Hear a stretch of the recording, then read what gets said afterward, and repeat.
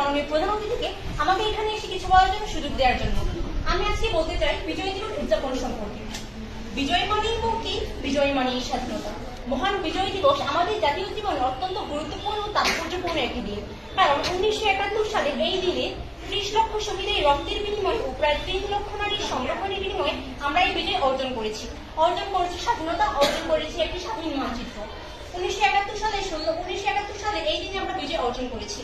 আমাদের প্রাণপ্রিয় অভিসম্পাদিত নেতা জাতির পিতা বঙ্গবন্ধু শেখ মুজিবুর রহমানের স্বাধীনতার ঘোষণায় বাঙালি জাতি পাকিস্তানি হানাদার বাহিনীকে পরাজিত করে প্রায় 9 মাস রক্তক্ষয়ী যুদ্ধের বিনিময়ে এই বিজয় অর্জন করেছে একটি স্বাধীন মানচিত্র।